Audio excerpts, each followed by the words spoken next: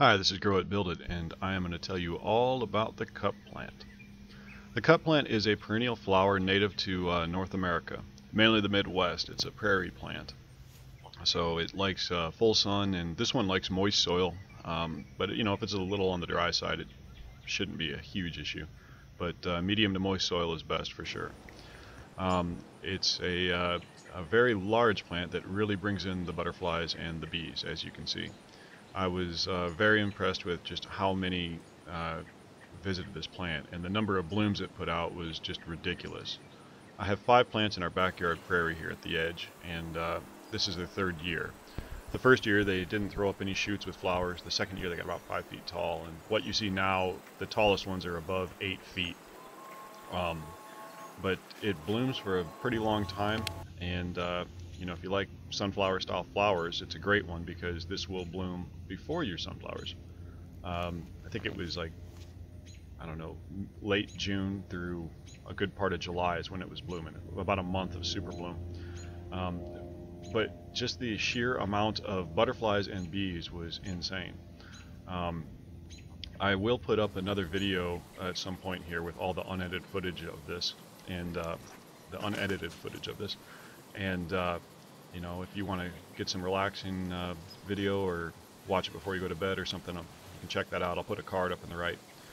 But I'm really happy I grew this plant. It was just insane how much wildlife it brought in and how showy it was.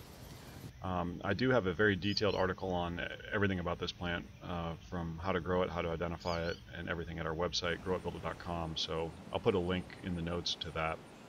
But it's a very large plant, though.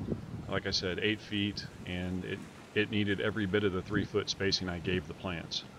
But it's just crazy, though. I mean, you get this much color for a month and all of the pollinator action. I've never really seen this plant sold in a garden center, so you're probably going to have to buy seed or find seed from the wild. Doesn't mean it's not sold there, but I've never seen it. Anyways, though, it was just fun to check it out periodically. You'd see it blowing in the wind and see all the butterflies and stuff landing on it. But to identify this plant, though, it's pretty easy. It's not in the mint family, but it does have a square stem, and it's a pretty large stem, as you can see. The leaves are very big, and they're rough textured. It's almost like a real fine sandpaper, although I don't think it would work like sandpaper. But the way it gets its name, cup plant, is from how those leaves attach to the stalk. You know, they join up there and form a cup. So when it rains, you'll get a little pool of water. I read that it was a way to prevent bugs from getting up to the blooms. They'd crawl up and drown in the water. But to collect the seeds, you just kind of crush up a spent bloom like that and get those little black discs. They're small, paper-like, and it's really easy to collect. To plant them, you just basically rough up the soil and press them into the soil. They need light to germinate, but they need good contact with the soil.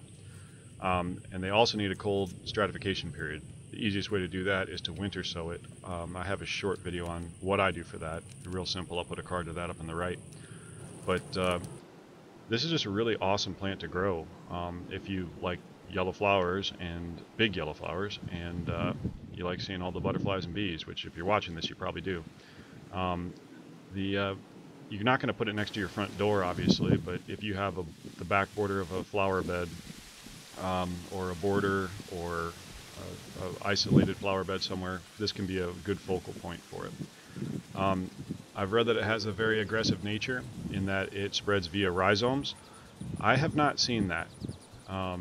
I did plant it in the rockiest part of my little backyard prairie, but so that may hinder the rhizomes somewhat, but in 3 years I haven't seen any brand new plants that came from a rhizome root. I thought I would have seen it by now, but I haven't. It will self-seed a lot, though, so you just have to mind that and pull unwanted seedlings in the spring, which, you know, that's pretty easy to do. You can clear them out in 20 minutes or so, or you can just deadhead the flowers and not worry about it. But I've also read that after it blooms, that goldfinches like to eat the seeds quite a bit. I have seen goldfinches land on these after they were done blooming, but I've never really seen them go after the seeds. So it just may not be their preferred food.